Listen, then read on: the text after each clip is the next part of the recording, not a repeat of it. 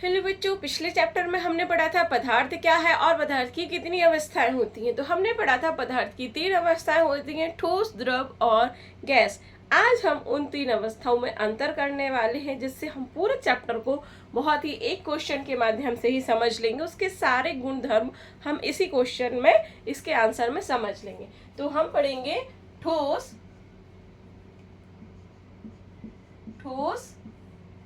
द्रव और गैस में अंतर। क्या पढ़ना है हमें? ठोस, द्रव और गैस में अंतर। ठीक है।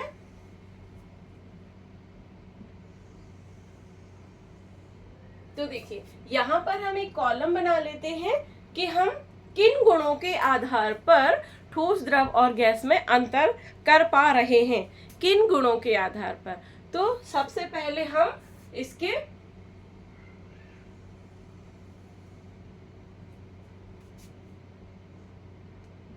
ठोस के कणों के आधार पर, मतलब हमने पढ़ा था कि कोई भी चीज है, चाहे ठोस, द्रव, गैस, वो छोटे छोटे पदार्थों से मिलकर बनी है। ब्रह्मांड की प्रत्येक वस्तु, प्रत्येक चीज छोटे छोटे पदार्थों से मिलकर बनी है। और पदार्थ क्या है? जिसमें द्रव्यमान होता है और जो स्थान घेरता है उसे हम पदार्थ कहते हैं। पदार्थ की हमने 3 अवस्थाएं पढ़ी, ठोस, द्रव और गैस। तो सबसे पहले हम पढ़ेंगे इसके अणुओं की। हाँ बेटा, अंतरा अणुक बल। अंतरा अणुक बल क्या होता है? अंतरा अणुक बल मतलब जो ठोस, जिस भी पदार्थ, जिन पदार्थों से मिलके बना है, पदार्थ के जितने भी कणों से मिलके बना है, उन पदार्थों के बीच कितना आकर्षण बल लगता है। तो चूंकि ठोस पदार्थ ठोस होता है, तो जो ये जो मार्कर है, ये जिस भी मैटर से मिलके बना है, इसमें सारे जो कण हैं इसके, ये बहुत पास पास बहुत अधिक आकर्षण से एक दूसरे से जुड़े हुए हैं, इसलिए ये हमेशा ठोस अवस्था में रह पाता है। तो इनके बीच जो अंतरा मतलब अणुओं के बीच में या पदार्थ के जो छोटे छोटे कण हैं उनके बीच में जो आकर्षण बल है, अंतरा अणुक आकर्षण बल जो ठोस में होता है, ये बहुत अधिक होता है। कैसा होता है? बहुत अधिक होता है। क्या? आकर्षण बल। पदार्थ के परमाणुओं के बीच आकर्षण बल ठोस में बहुत अधिक होता है, द्रव में ठोस की अपेक्षा कम होता है। ठोस की अपेक्षा कम होता है, कम होता है। क्या? अंतराणुक आकर्षण। तो द्रव में जो ठोस में आकर्षण बहुत अधिक होता है, इसलिए वो हमेशा ठोस अवस्था में रहता है। द्रव में जो आकर्षण है थोड़ा सा कम होता है, इसलिए वो लूज होता है, इसलिए वो द्रव अवस्था में रह सकता है। हम देखते हैं पानी को हम हिला डुला सकते हैं, कोई भी द्रव वस्तु होती है वो हिल डुल सकती है, क्योंकि उसमें उसके जो अणुओं के बीच जो आकर्षण थोड़ा सा कम है। ठीक है, किसकी अपेक्षा? ठोस की अपेक्षा। और गैस के अणुओं के बीच आकर्षण बहुत कम होता है। कितना होता है? बहुत कम होता है, जिसको हम नगण्य भी कह सकते हैं। नगण्य, ना के बराबर, है ना। जो गैस के अणु होते हैं, परमाणु, जिनसे वो पदार्थ मिलके बनी है, गैस बनी है या द्रव बना है, तो हम आकर्षण बल के आधार पर कहेंगे ठोसों में आकर्षण बहुत अधिक होता है, द्रव में ठोस की अपेक्षा कम होता है, और गैसों में जो आकर्षण बल होता है ना बेटा, वो बहुत कम होता है। इसलिए गैसेस बहुत जल्दी से पूरे में स्प्रेड हो जाती है, पूरे में फैल जाती है, क्योंकि उनके बीच आकर्षण ही नहीं है, उन्हें एक दूसरे से मतलब ही नहीं है। वो जैसे ही कहीं उन्हें स्थान गिरा, वो जल्दी से पूरे में वो फैल जाती है, क्योंकि आकर्षण बल कम होता है। जिनके बीच में भी आकर्षण होता है तो वो एक दूसरे के पास रहते हैं, जुड़े हुए रहते हैं, है ना। तो गैस में ये चीज बिल्कुल नहीं होती, उन्हें एक दूसरे से कोई मतलब नहीं, इसलिए वो फ्री होते, स्वतंत्र होते। ओके, सेकंड है आकर्षण बल हो गया। यही इसी तरह से हम दूरी, अणुओं के बीच की दूरी, आकर्षण, जैसा आकर्षण बल है वैसे ही दूरी हम कहेंगे, क्योंकि ये जो ठोस होते हैं इनमें जो अणुओं के बीच की दूरी है वो बहुत कम होती है। अणुओं के बीच दूरी बहुत कम होती है। क्या होता है?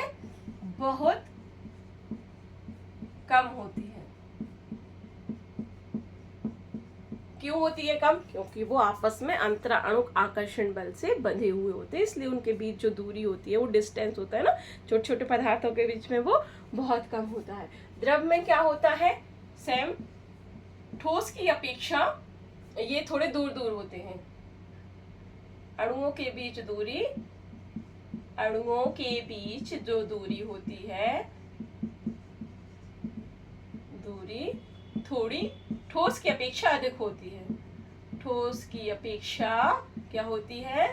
अधिक होती है। अपेक्षा अधिक होती है, यानी ये थोड़े दूर दूर रहते हैं, इसलिए वो लिक्विड फॉर्म में एक बर्तन से दूसरे बर्तन में, हम ठोस को ऐसे नहीं भर सकते ना कि पूरे मार्कर को पिघला के हम दूसरे उसमें भर लें, या कोई भी ठोस होती है यदि हम पिघलाएंगे भी तो वो द्रव अवस्था में आ जाएगा, है ना, ताकि वो क्योंकि इनके बीच में दूरी थोड़ी अधिक होती है। और गैस के अणुओं के बीच में जो दूरी होती है ना, बहुत ही ज्यादा होती है। गैस के अणुओं के बीच दूरी कैसी होती है?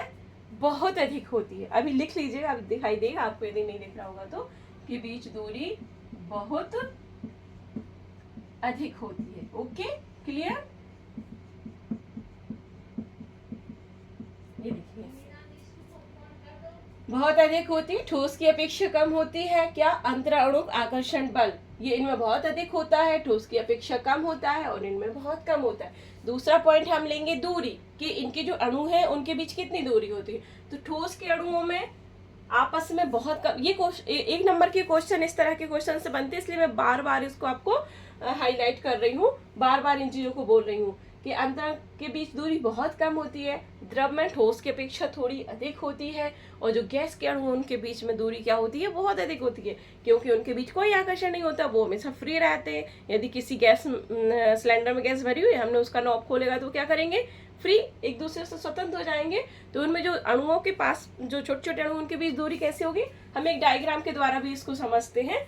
मान लीजिए ये कोई ठोस पदार्थ है, तो इसकी निश्चित ज्यामिति होगी, और ये जो पदार्थ के जो कण हैं वो आपस में बंधे हुए होंगे एक दूसरे से, ठीक है।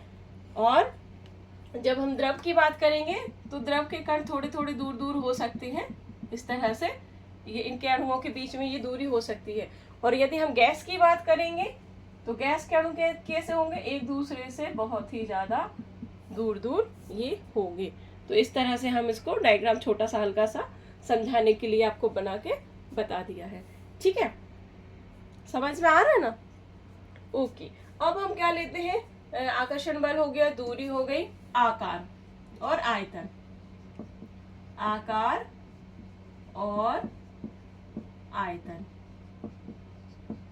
आप पॉइंट याद रखेंगे ना आप, तो ये सब आप बिल्कुल आसानी से लिख पाएंगे कि हम किस पॉइंट पे बात कर रहे हैं और किस पॉइंट में क्या क्या अंतर होते हैं तीनों के। तो ठोस का आकार एवं आयतन दोनों निश्चित होते हैं। तीसरा पॉइंट है ठोस का आकार एवं आयतन दोनों निश्चित होते हैं, निश्चित होते हैं, है ना। यानी कि एक जो टेबल है, एक मेज है, उसका एक बार जो शेप बन गया तो बन गया, अब वो चेंज नहीं होगा कि उसको दूसरे कमरे में रख दिया तो दूसरे तरह से हो गया, छत पे रख दिया तो टेबल का शेप चेंज हो गया, है ना, या किसी तरह से इसमें कोई चेंजेस नहीं होते।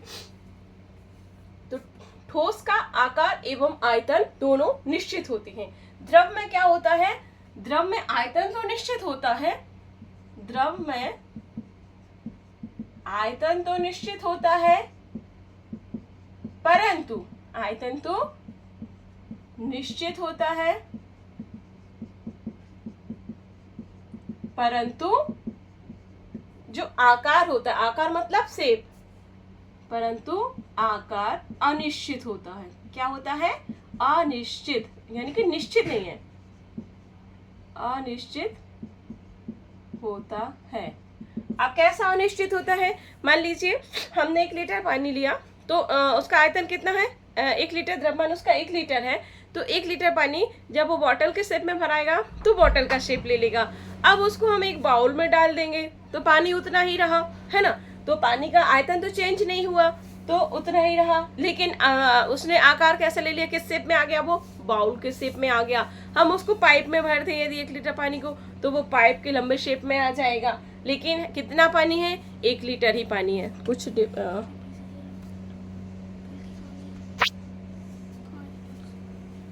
ठीक।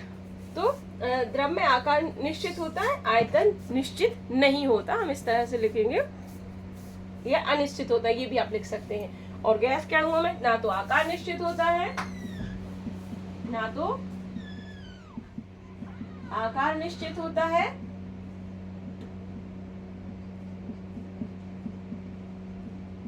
और ना ही आयतन निश्चित होता है, ना ही आयतन निश्चित होता है। ये हुए हमारे 1 2 3 पॉइंट हमने समझ लिए हैं। तो सबको समझ में आ रहे होंगे ना बेटा, है ना। पहला हमने क्या लिया, आकर्षण बल के आधार पे, दूसरा हमने लिया दूरी के आधार पे कि अणुओं के बीच कितनी दूरी होती है, तीसरा हमने लिया आकार और आयतन के आधार पे, इनमें हमने डिफरेंस समझा।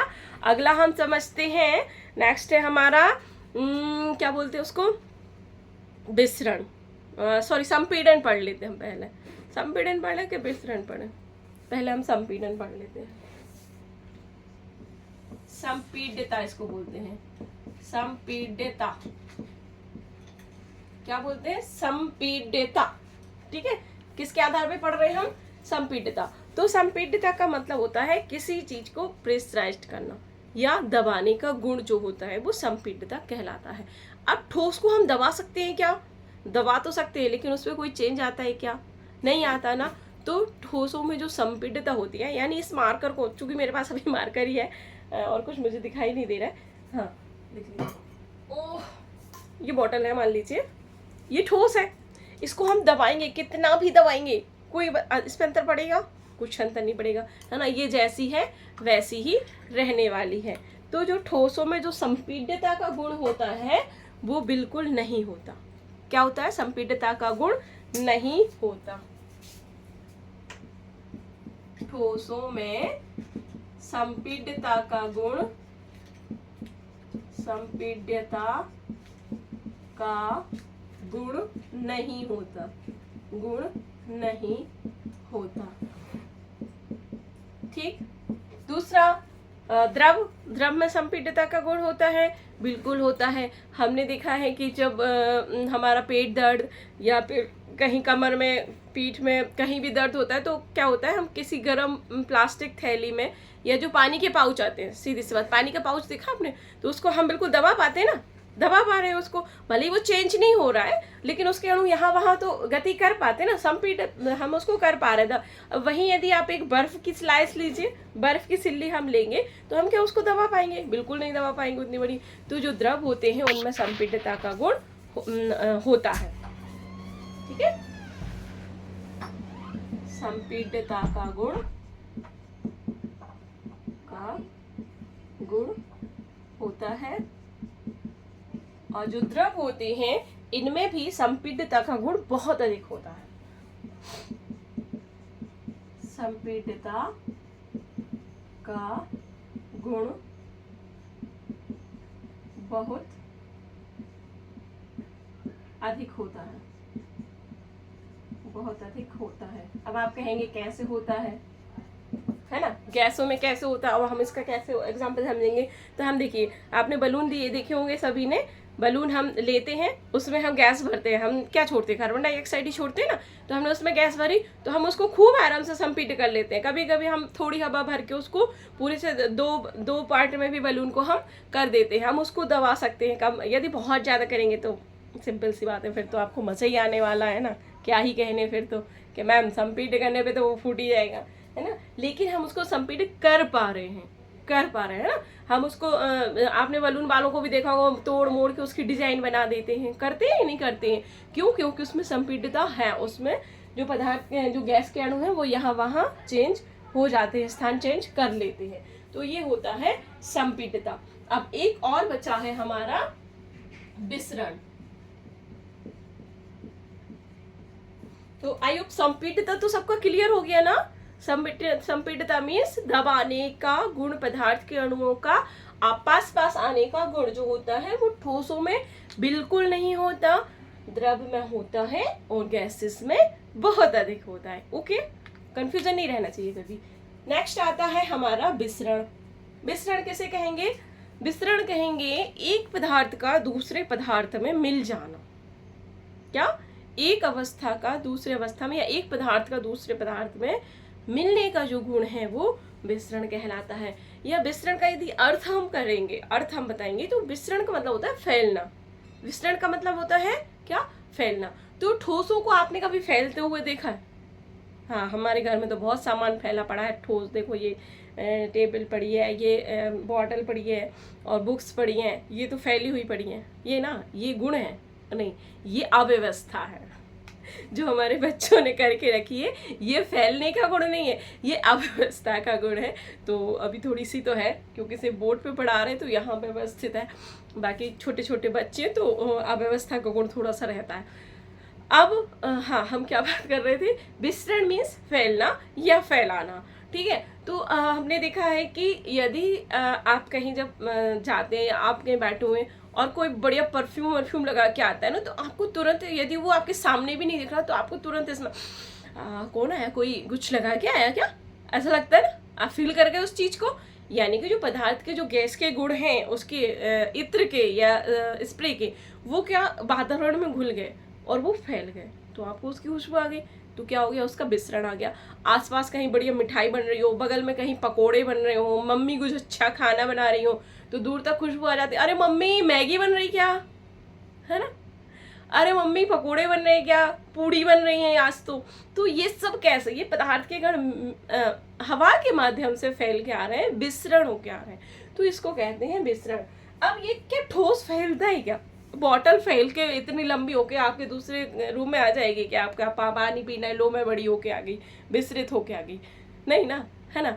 खाने की थाली आपको लंबी होके आ जाएगी क्या? विसरित होके आ गई? नहीं ना, क्योंकि वो ठोस है। तो ठोसों में जो विसरण का गुण होता है वो नहीं होता। हम लिखेंगे इसमें जो विसरण का गुण है वो नहीं होता। अब द्रवों में कैसा होता है? द्रवों में आप फैला दो पानी को, फैल जाएगा? फैलेगा कि नहीं फैलेगा? आप ये बताओ पहले। फैल जाएगा ना। तो द्रवों में विसरण का गुण होता है। और नेक्स्ट है हमारा गैस है। तो गैसों में क्या होता है? गैसों में विसरण का गुण बहुत अधिक होता है। क्या होता है?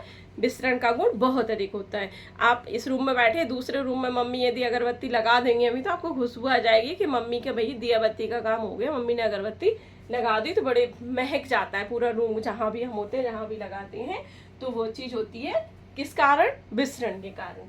तो गैसों में विसरण बहुत अधिक होता है। विसरण बहुत अधिक होता है। ठीक, क्लियर? एनी डाउट, कोई प्रॉब्लम किसी को हो तो भाई कमेंट्स में बता देना। मैंने बहुत कोशिश की है आपको अच्छे से समझाने की, और आई होप समझ में आया भी होगा। आप बार बार इस वीडियो को देखेंगे, पढ़ेंगे, तो आपको बिल्कुल एक बार में ही सारे डाउट्स जो चीज़ें हैं वो क्लियर हो जाएंगी। लेकिन क्या करना है? यदि नए हैं तो चैनल को सब्सक्राइब करना है, अपने दोस्तों को, अपने जिनके लिए ये वीडियो उपयोगी है, क्लास 9th 10th 11th में भी ये चैप्टर है पदार्थ वाला, तो उनको सबको ये आपको शेयर करना है, कमेंट्स करना है, लाइक करना है, ताकि हम और अच्छे अच्छे वीडियो बनाने के लिए इंस्पायर हो और आप हमसे पढ़ने के लिए इंस्पायर हो। तो बढ़िया, जल्दी से ये अब आपका होमवर्क है, इसको पढ़िएगा, और नेक्स्ट सेशन में, नेक्स्ट वीडियो में आपसे पूछने वाली हूँ कि हमने क्या पढ़ा।